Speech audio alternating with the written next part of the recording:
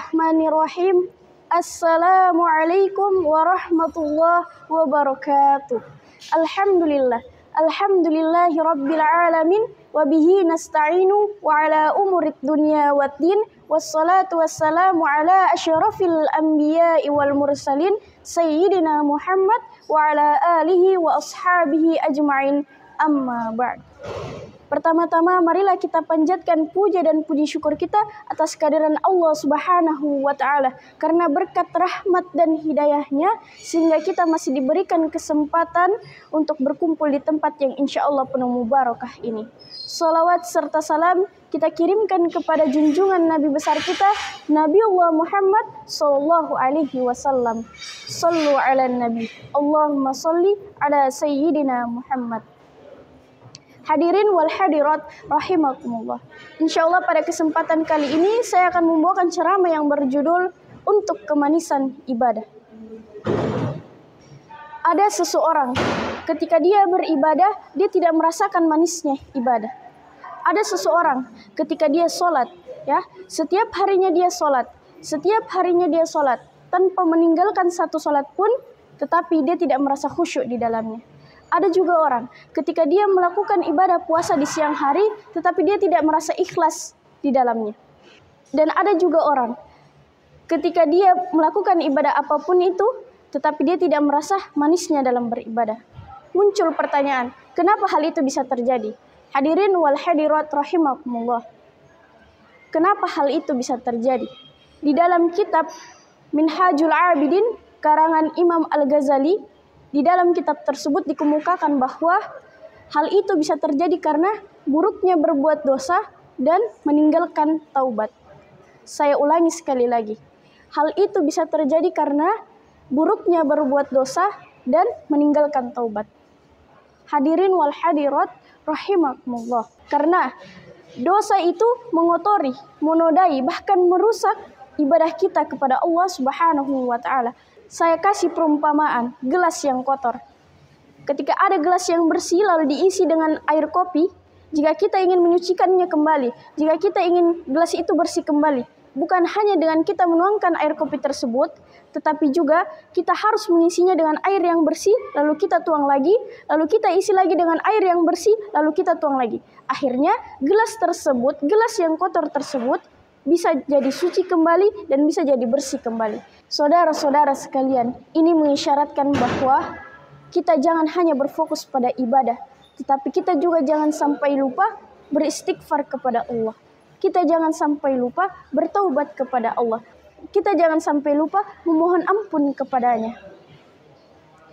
Hadirin wal hadirat rahimakumullah.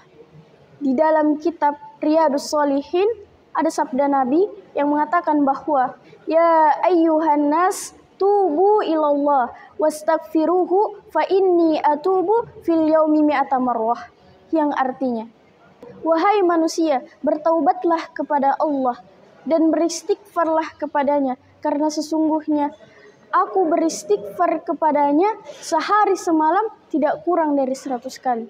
Saudara-saudara sekalian, bayangkan Nabi Muhammad SAW sehari semalam beristighfar kepada Allah tidak kurang dari 100 kali. Bagaimana dengan umatnya? Bayangkan saudara-saudara sekalian, Nabi Muhammad SAW yang kita tahu bahwa surga sudah pasti untuknya. Kita ketahui bahwa Nabi Muhammad SAW bukanlah pendosa, bukanlah pemaksiat, tetapi dia tetap beristighfar kepada Allah sehari semalam tidak kurang dari 100 kali. Bagaimana dengan umatnya? Sehari saja sudah lupa untuk beristighfar kepada Allah, bahkan enggan untuk beristighfar kepada Allah Subhanahu wa Ta'ala. Na'udzubillah min zalik. Hadirin wal hadirat rahimakumullah. Allah Subhanahu wa Ta'ala sangat menanti-nanti hambanya untuk bertaubat, untuk meminta ampun kepadanya.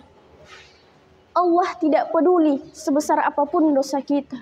Allah tidak peduli sedalam apapun dosa kita. Allah tidak peduli setinggi apapun dosa kita. Allah bahkan mengampuni dosa-dosa kita, asalkan kita bersungguh-sungguh untuk meminta ampun kepadanya. Hadirin wal hadirat rahimakumullah.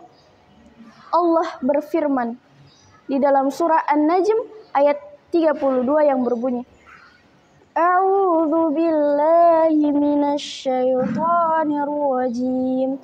Bismillahirrahmanirrahim. Inna rabbaka wasi'ul maghfirah, yang artinya sesungguhnya Tuhanmu maha luas ampunannya. Allah tidak peduli sebesar apapun dosa kita, asalkan kita bersungguh-sungguh meminta ampun kepadanya, Allah pasti ampuni dosa-dosa kita. Bahkan hadirin wal hadirat rahimakumullah, bahkan Allah Subhanahu wa taala menyukai hambanya yang meminta ampun kepadanya.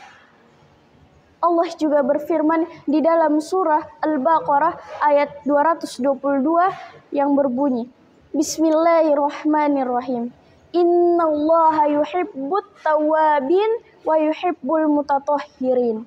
Yang artinya, sesungguhnya Allah menyukai orang yang bertaubat dan menyukai orang yang menyucikan diri.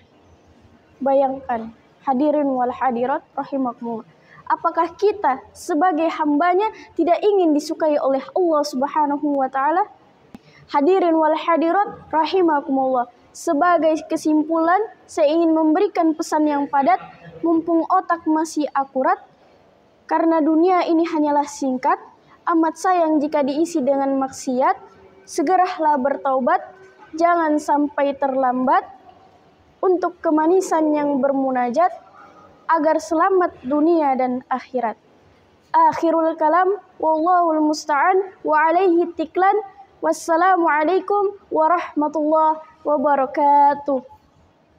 Siapa bilang di sini kita hanya akan berhadapan dengan buku-buku? Terkurung dalam ruangan, aktivitas yang membosankan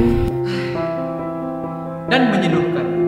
Di sini kita dapat mengembangkan bakat dan minat dengan banyak pilihan yang membuat sekolah itu menjadi lebih menyenangkan. Ada olahraga dan ketangkasan, renang, futsal, basket, memanah, paskibra, pramuka, bulu tangkis, karate, rohani Islam, seni tari, band, dan kalam jamai.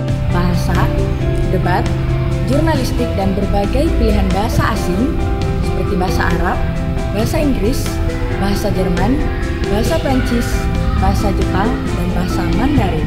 Nah, untuk kegiatan intrakurikuler, kalian bisa bergabung di OBDIS, OSIS, dan MPK.